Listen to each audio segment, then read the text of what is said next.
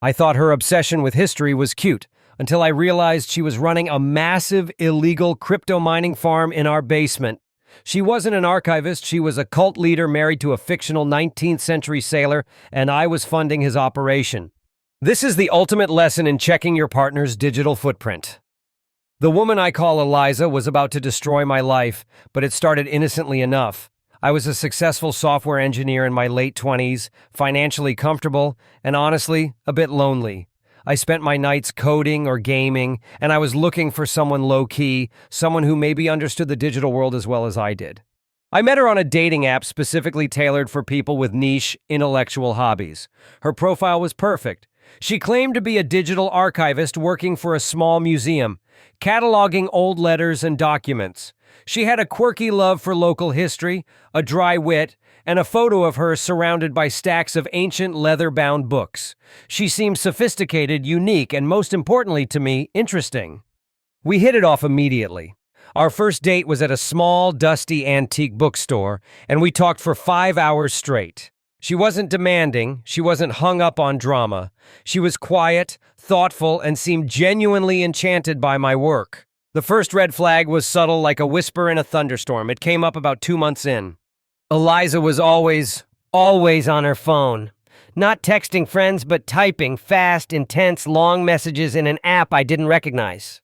When I asked her about it once, she gave a vague, dismissive answer about it being a private work project, something top secret for the museum's digital future. Now, if you're a developer, you know this is absolute BS. A top secret private work project you're working on constantly while dating? That's not how secure work operates. You get NDAs, and you do it on a secured work laptop. But I was smitten. I chose to believe her. I rationalized it as her being dedicated.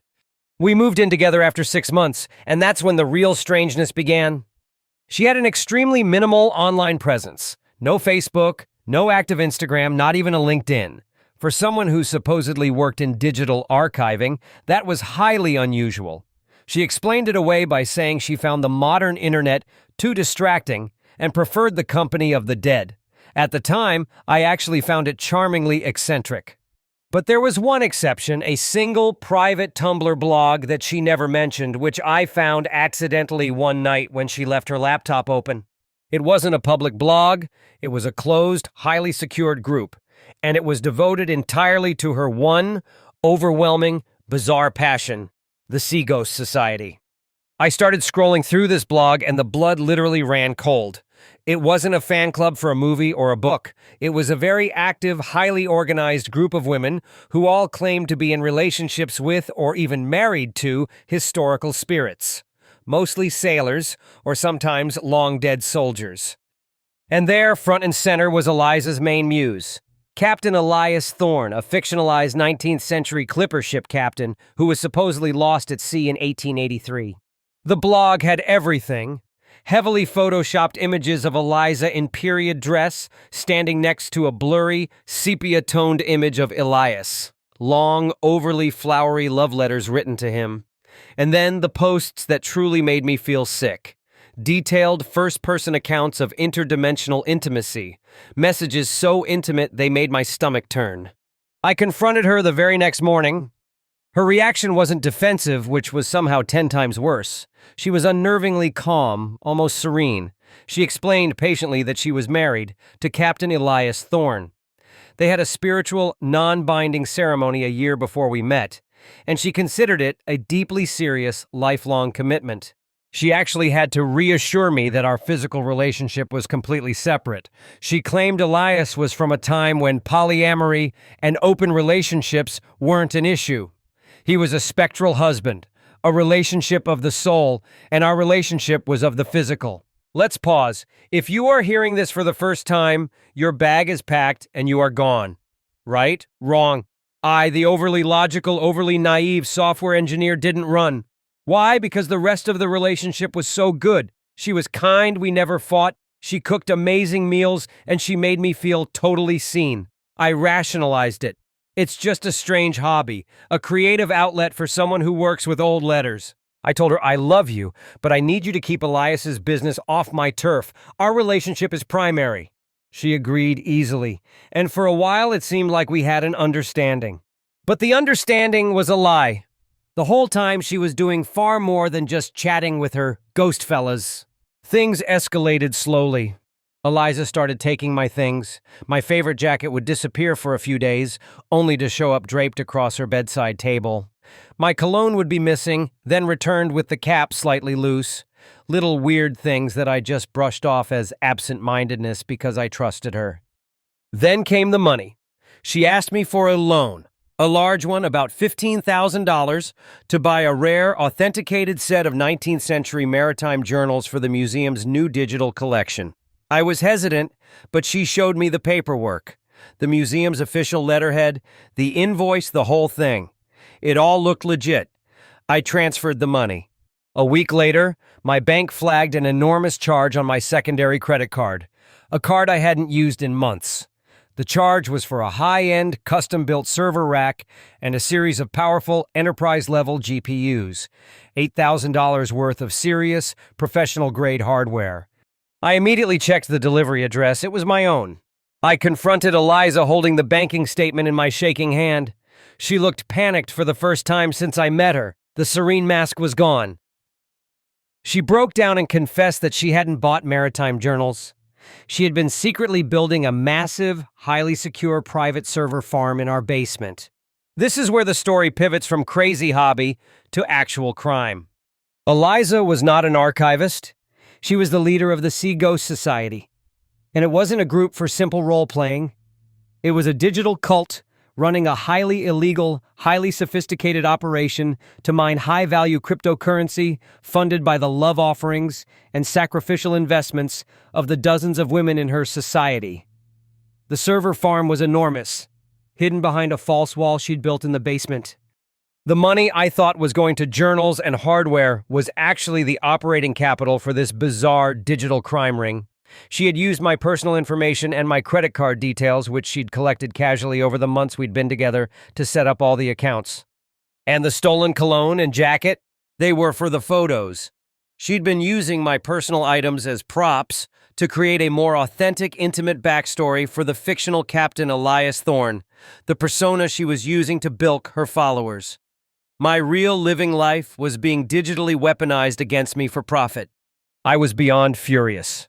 I was terrified. I wasn't just dating a lunatic. I was now financially and criminally entangled in a cult leader's criminal enterprise. I told her I was calling the police and leaving immediately. Eliza flipped. The sweet, calm archivist completely vanished.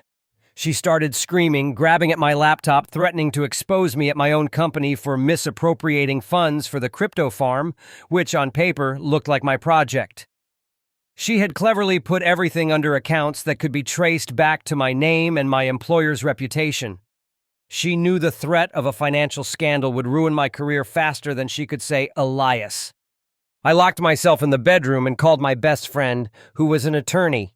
He gave me one piece of urgent advice: get out and get evidence now. I needed a clean break and irrefutable proof that she was the one running the operation. While she was downstairs trying to smash through the false basement wall she had built, I did the one thing I was truly good at. I hacked her network. I bypassed the server security, downloading a massive encrypted file that contained the society's entire digital operation, the detailed financial ledgers, all the members' communications, the full extent of the crypto accounts, and a shocking amount of personal data she had collected on her brides. She wasn't just taking their money, she was running sophisticated emotional and financial surveillance on her followers, all under the guise of Elias's watchful love. I grabbed my go bag, the evidence drive, and booked it. I spent the night at my lawyer's office, preparing for the inevitable battle. The next day, the cops showed up at the lawyer's office looking for me. Eliza had called them first, sobbing, claiming that I was a violent man who had stolen her private research data and had been running a digital counterfeiting operation in their basement. She had even staged a minor struggle to show them bruises. She had played the perfect victim. This is where my expertise finally paid off. The encrypted file I downloaded was my golden ticket. My lawyer presented the evidence. The full, unedited ledger of the Sea Ghost Society, the correspondence, and the irrefutable proof that Eliza had been defrauding dozens of women across state lines. The police left the lawyer's office immediately and went straight for the basement. Eliza was arrested for wire fraud, grand theft, and computer crime. The Seago Society was dismantled, and the women, many of whom had drained their savings for Elias, were left heartbroken and financially ruined. I was completely cleared, but my life was a wreck. I spent a year in court dealing with the aftermath, and I eventually sold the house at a loss, moving across the country for a fresh start. The total financial loss, even after seizing some of her assets, was staggering, but it was nothing compared to the emotional damage. The biggest takeaway? It wasn't the money. It was the absolute mind-bending realization that I had fallen for a woman who was living a life so fully divorced from reality, so deeply committed to a lie, that it became a criminal enterprise. She was not only married to a ghost, she was using that ghost to hunt, trap, and financially destroy people. I ended my original Reddit post with a chilling line that still holds true.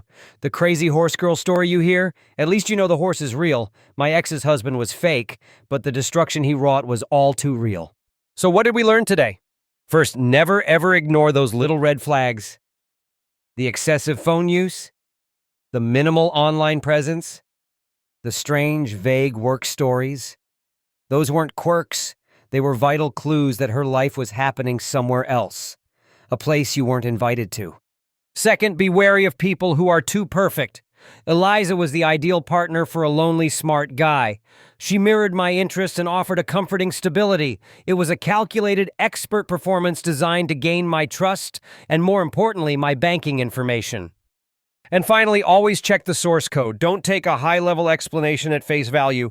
If you're going to spend your life with someone, you need to know what they're doing when you're not looking. Because sometimes your partner's secret life isn't just a hobby. It's a massive, criminal, multi-level relationship pyramid scheme being run by a spectral 19th century sailor. Stay safe out there, Reddit.